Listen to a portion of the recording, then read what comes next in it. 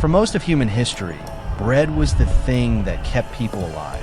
It fueled empires, fed armies, carried peasants through winters that would kill a modern office worker in a weekend. Today, that same word, bread, describes a product that bloats your stomach, spikes your blood sugar, and leaves you reaching for another snack before lunch. Something broke, and the evidence for what broke is hiding in plain sight in a village outside York, 700 years ago. The peasant who ate you. In 1324, in a village near York, the average English peasant ate between 2 and 3 pounds of bread a day. Not a slice, not a sandwich, pounds. That single food accounted for roughly 70% of his total calories. And these were not sedentary men. They hauled stone. They plowed fields. They raised cathedrals that are still standing tonight, outlasting every building you have ever worked in. They ate their weight in bread every week, and they did not get diabetes. They did not develop gluten sensitivity. They did not suffer the inflammatory gut conditions that now affect roughly 1 person in every 100. Now look at today. 1 in 3 American adults is pre-diabetic. Celiac disease has climbed 400% since the 1950s. Millions more alive with something doctors can only vaguely label non-celiac gluten sensitivity. The bloating, the fatigue, the fog that rolls in an hour after lunch. Your grandfather ate bread his entire life and was fine. So what changed between his loaf and yours? The honest answer is that your gut is not defective. The bread is. Read the label and weep. Pick up a supermarket loaf and turn it over. Enriched wheat flour, which is industry code for wheat that has been stripped of everything useful and then injected with synthetic vitamins to clear a legal minimum. High fructose corn syrup, soybean oil, mono and diglycerides, calcium propionate, azotocarbonamide, a compound also used in the manufacture of yoga mats and shoe rubber. That is not a recipe. That is a lab inventory. Medieval bread had 3 ingredients: flour, water, salt, sometimes a bit of leaven. That was the entire list. A modern industrial loaf needs 20 to 30 ingredients just to survive 2 weeks on a shelf without turning on itself. And here's where it gets uncomfortable. The wheat inside that bag is not the same plant your great-grandfather ate. The Nobel Prize that broke wheat. In 1960, an American scientist named Norman Borlaug introduced what he called miracle wheat. Shorter stalks, higher yields, resistant to disease. They called it the Green Revolution, and it won him the Nobel Prize. It fed millions of people who would otherwise have starved, and nothing said here takes that away from him. But there was a cost, and nobody wanted to talk about it at the podium. This new plant, technically semi-dwarf wheat, was bred for one variable only. Yield piracre, not digestibility, not nutrition, tonnage. To squeeze that out of the plant, breeders altered the gluten structure, pushed up the starch content, and amplified compounds called lectins and phytates that actively interfere with how your body absorbs nutrients. Ancient einkorn had 14 chromosomes. Emmer had 28. The wheat in your sandwich has 42. That extra genetic machinery came with a bill, and your intestine has been paying it ever since. Research from the University of Kansas found that modern wheat triggers noticeably stronger immune responses than heritage varieties. Your body is not being dramatic. It is looking at a protein structure it does not recognize and flagging it as a threat. Before we go further, if you have ever felt wrong after eating bread, the bloating, the heaviness, the afternoon crash, drop a comment and tell us what your symptoms are. You're going to see yourself in the research coming up. What the stone mill knew. There is a second crime scene, and it is the mill. Medieval flour was stone ground. The kernel went in whole.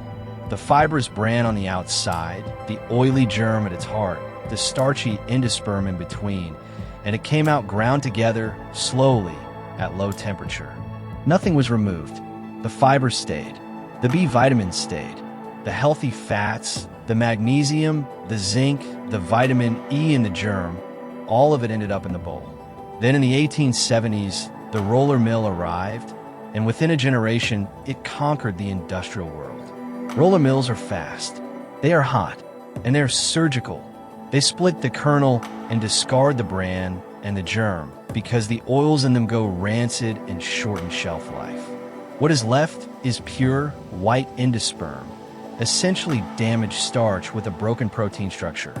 Then that flour is bleached with chlorine gas or benzoyl peroxide to make it whiter than nature ever intended.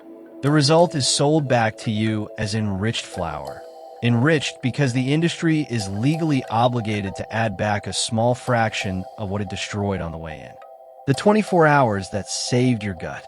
Now, the third difference, and this one matters more than either of the others.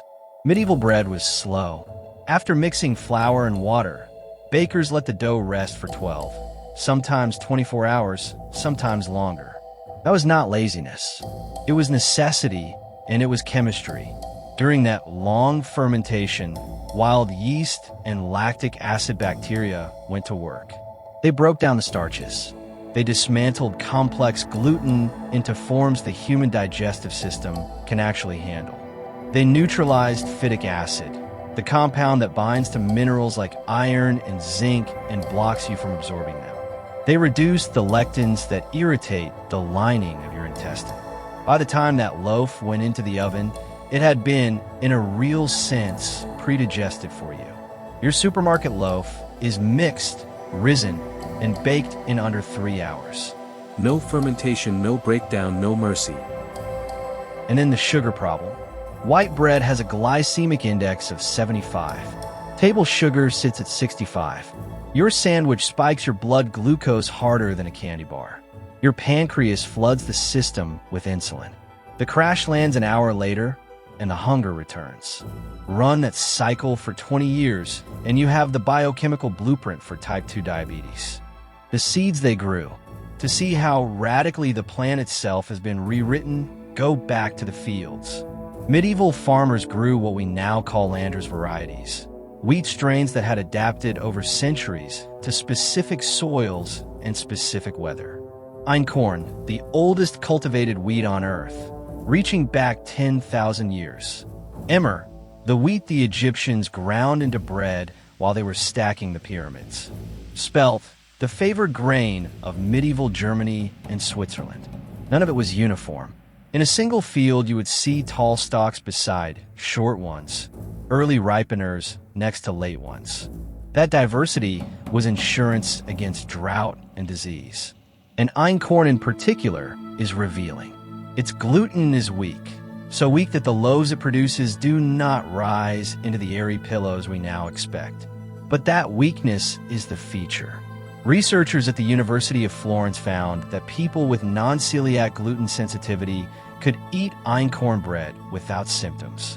Einkorn carries roughly 30% more protein than modern wheat, 4 times the beta-carotene, and far higher levels of lutein, an antioxidant that protects your eyes and your brain. The food the industry replaced was more nutritious than the replacement. The glyphosate you are eating. Then there's the chemical load, and this is where the modern story turns darker. Modern wheat is sprayed with herbicides, fungicides, and insecticides across its entire growing cycle. The most disturbing practice is what happens right at the end. A week or two before harvest, farmers spray their fields with glyphosate, the active ingredient in Roundup, as a desiccant. It kills the plant on command, so the harvest is faster and more uniform. Residues end up in the grain. Studies have detected glyphosate in more than 70% of non-organic wheat products tested. The World Health Organization has classified glyphosate as a probable human carcinogen. And beyond that, it disrupts the gut microbiome, killing the beneficial bacteria your immune system depends on to function. Medieval wheat grew in soil enriched by manure and crop rotation. It was harvested by hand and stored in dry barns. It never met a chemical in its life. The Italian experiment. If this all sounds theoretical, the evidence is already in. In 2014, Italian researchers took a group of people with irritable bowel syndrome, all of whom reacted badly to modern bread, and switched them to bread made from einkorn, stone-milled, long fermented in the traditional way. 80% reported meaningful improvement, less bloating, less pain, better digestion.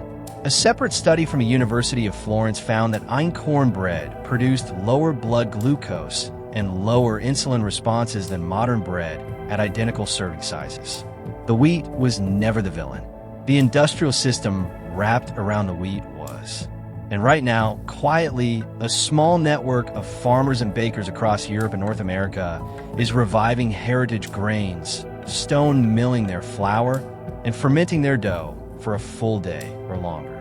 Their customers, many of whom had given up on bread entirely, are discovering that their bodies were never the problem. The timeline that gives the game away. The pivot happened after the Second World War. Agriculture industrialized in a single generation. Hybrid wheat tripled yields. Chemical fertilizer replaced manure. Pesticides replaced hoes. Roller mills buried stone mills. Commercial yeast cut fermentation from a full day to 2 hours. Bread became cheaper and more available than at any point in human history, and the hidden price landed on your body. Since 1960, Type 2 diabetes rates have climbed roughly 700%. Obesity has tripled. Autoimmune diseases, celiac, Crohn's, ulcerative colitis have detonated. The industry will tell you it is your fault. You are sedentary. You eat too much. You lack willpower. But the curve does not bend at a convenient moral failure. It bends precisely when industrial wheat and industrial processing took over the food supply. Medieval peasants were not gym members, but they ate bread as their primary fuel and did not develop these conditions. The variable that changed is not the human, it is the loaf. Eating bread again. So what do you do with this information? There are 3 honest paths. Find a baker who uses heritage grains, einkorn, emmer, or spelt, stone ground and naturally fermented. They exist at farmers markets, specialty bakeries, and online. Or make your own. Keep a sourdough starter. Mix your dough the night before, let it ferment for 12 to 24 hours, and bake a loaf that actually feeds you. Once it becomes routine, it is no harder than any other weekly kitchen ritual.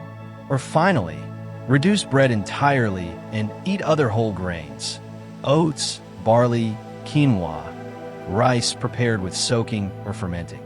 Medieval peasants ate bread because wheat was the cheapest calorie they had. You have options they did not. What we forgot on purpose.